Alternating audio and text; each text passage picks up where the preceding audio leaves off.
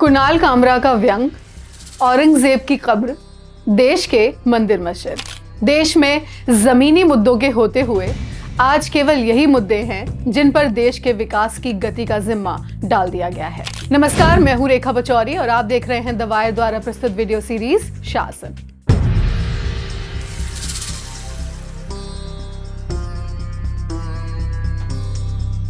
आज का हमारा वीडियो शीर्षक है निष्क्रियता। 1975 से 1977 में वो 21 महीने का समय पूरे देश के लिए मुश्किल था। मौलिक अधिकार छीन लिए गए, लोगों को सरकार के खिलाफ बोलने की आजादी नहीं थी, समाचार पत्रों को सरकार की आलोचना करने की आजादी, कुछ लिखने की आजादी नहीं थी। इमरजेंसी का ये दौर बार बार हमें याद दिलाया जाता रहा है। आज का तो समय इमरजेंसी का नहीं है, विकास का समय है, विश्वगुरु बनने की कवायद का समय है, कई ट्रिलियन की इकोनॉमी बनने का समय है। ऐसा हम सभी को हर व्यावसायिक मीडिया बता ही रहा है और हम आम लोग विश्वास भी कर रहे हैं। ऐसा हम समझते हैं कि अपने मौलिक अधिकारों का प्रयोग करने के लिए स्वतंत्र हैं और ऐसा हमारे माननीय प्रधानमंत्री जी ने भी कहा है। लेक्स फ्रिडमैन के साथ किए गए एक पॉडकास्ट में माननीय प्रधानमंत्री श्री नरेंद्र मोदी जी ने कहा कि आलोचना लोकतंत्र की आत्मा है। आप स्वयं सुनिए। देखिए, आपने जो कहा आलोचना और कैसे डील करते हैं, तो अगर मुझे एक वाक्य में कहना है तो मैं उसका स्वागत करता हूं, क्योंकि मेरा एक कन्विक्शन है कि क्रिटिसिज्म ये डेमोक्रेसी की आत्मा है। कॉमेडियन कुणाल कामरा के एक कार्यक्रम में दी गई अपनी व्यंग प्रस्तुति का ये अंश देखिए। थाने की रिक्शा, चेहरे पे दाढ़ी, आंखों में चश्मा, हाय एक झलक दिखलाए, कभी गुवाहाटी में छुप जाए। मेरी नजर से तुम देखो, गद्दार नजर वो आए। थाने की रिक्शा, चेहरे पे दाढ़ी, आंखों पे चश्मा, हाय मंत्री नहीं वो दल बदलू है, और कहा क्या जाए। जिस थाली में खाए उसमें ही वो छेद कर जाए। मंत्रालय से ज्यादा फडणवीस की गोदी में मिल जाए। और अब व्यंग प्रस्तुति किए जाने पर क्या होता है, इसकी बानगी देखिए।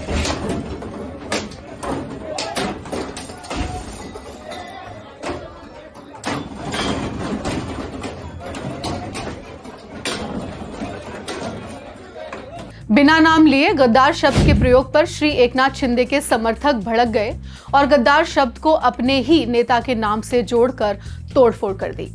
अब राजनीतिक आलोचना की एक बानगी आपसे और साझा करते हैं। हेलो मैडम जी। हाँ हेलो, हाँ बोलो बन्नू जी, क्या बात है? मैडम जी, पब्लिक में हमारी बड़ी थू थू हो रही है जी। ऐसा नहीं है मन्नू, ये तो ऑपोजिशन वाले हल्ला मचाते रहते हैं। पब्लिक में तो हमारी बड़ी रिस्पेक्ट है। एक दशक से भी पुराने इस वीडियो पर आप हंस सकते थे, इसको साझा कर सकते थे, इसकी आलोचना भी कर सकते थे। उस समय सरकार की आलोचना लिखकर, बोलकर, मजाक करके, व्यंग में किसी भी तरह अपनी अभिव्यक्ति की स्वतंत्रता का प्रयोग किया जा सकता था। अब आप स्वयं से ये प्रश्न पूछकर देखिए कि क्या आप आज के समय में ऐसा मजाक कर सकते हैं? क्या आप समझते हैं कि वर्तमान सरकार की आलोचना करने पर आप अपने आसपास के ही लोगों के निशाने पर नहीं आएंगे? उत्तर आप स्वयं जानते ही हैं।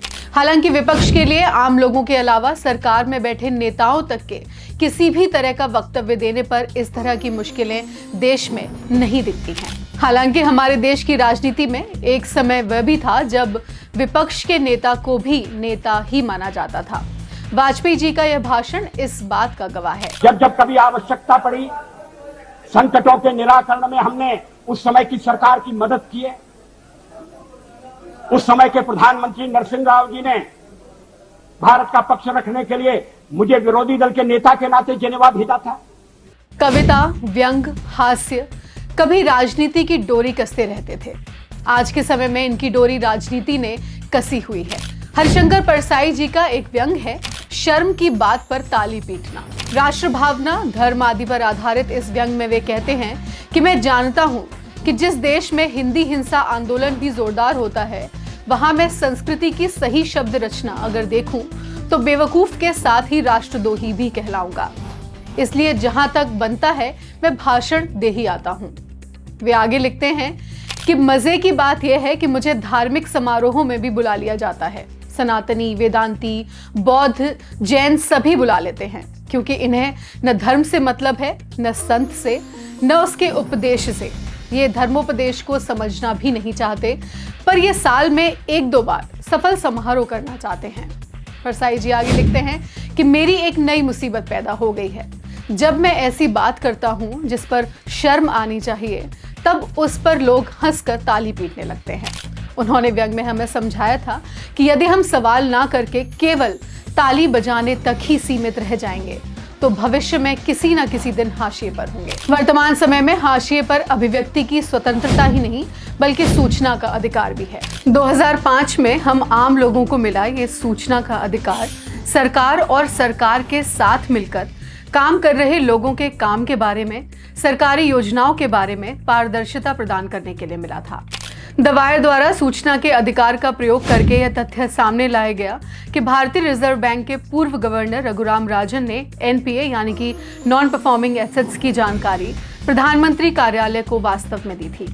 चूंकि अटकलें लगाई जा रही थी कि शायद ये स्मृति शेष भूतपूर्व प्रधानमंत्री डॉक्टर मनमोहन सिंह जी के कार्यकाल की बात हो, इसलिए द वायर द्वारा सूचना के अधिकार के अंतर्गत मिली इस जानकारी में आरबीआई ने बताया कि श्री रघुराम राजन ने प्रधानमंत्री कार्यालय को धोखाधड़ी के संदिग्ध बकायेदारों के बारे में जो पत्र लिखा था वह 4 फरवरी 2015 को लिखा था, यानी कि भारतीय जनता पार्टी के सरकार में आने के बाद। आरबीआई के अनुसार श्री रघुराम राजन ने यह सूची न केवल पीएमओ को भेजी थी बल्कि वित्त मंत्री अरुण जेटली के अधिकारी को भी भेजी थी। आगे शायद इस तरह की सूचनाएं हम आम लोगों को फिर ना मिल पाए। डिजिटल व्यक्तिगत डेटा संरक्षण विधेयक यानी कि digital data personal protection act 2023 में सूचना के इस दायरे को काफी सीमित कर दिया गया है। इस अधिनियम की धारा 44 का खंड 3 उपरोक्त सूचना के अधिकार के अधिनियम को प्रस्थापित करता है और हर उस सूचना देने की बाध्यता को समाप्त करता है जो व्यक्तिगत सूचना से संबंधित है। सूचना के अधिकार अधिनियम की धारा 8 खंड 1 के अंतर्गत मिलने वाली निजी जानकारी के प्रकटीकरण की बाध्यता नहीं थी, लेकिन वह निजी सूचना व्यापक सार्वजनिक हित में प्रकट की जा सकती थी। डिजिटल व्यक्तिगत डेटा संरक्षण विधेयक कहीं भी सार्वजनिक हित में सूचना देने की बात अलग से नहीं करता है और उल्लंघन करने पर 250 करोड़ तक के जुर्माने का प्रावधान है। जाहिर है हम आम लोगों तक सरकारी अधिकारियों के काम के बारे में व्यापक सर्वहित में सूचना पहुंचाने के लिए इतनी बड़ी रकम के जुर्माने का खतरा आगे शायद कोई भी नहीं उठाएगा। भ्रष्टाचार पर लगाम और देश हित सर्वोपरि रखने की बात पर ही हमने वर्तमान सरकार की तरफ अपना भरोसा जताया था। चूंकि व्यावसायिक मीडिया ने पहले ही अपनी पत्रकारिता सरकार को भेंट स्वरूप दे दी है, ऐसे में सूचना के अधिकार का दायरा सीमित किए जाने पर आम लोगों तक सही जानकारी पहुंच पाना और भी मुश्किल होता प्रतीत होता है और इस पर किसी भी तरह की जवाबदेही सुनिश्चित नहीं करके हम स्वयं ही अपने अधिकारों को निष्क्रिय बना देने की ओर बढ़ते चले जा रहे हैं। रामधारी सिंह दिनकर जी की एक रचना राजनीति का अंश कहता है कि शासन के यंत्रों पर रखो आंख कड़ी, छिपे अगर हो दोष उन्हें खोलते चलो। प्रजातंत्र का क्षीर प्रजा की वाणी है, जो कुछ बोलना हो अब है बोलते चलो। प्रजातंत्र का वह जन असली मीत सदा टोकता रहता जो शासन को, जनसत्ता का वह गाली संगीत जो विरोधियों के मुख से झरती है। आपसे फिर मुलाकात होगी यहीं द वायर पर। नमस्कार।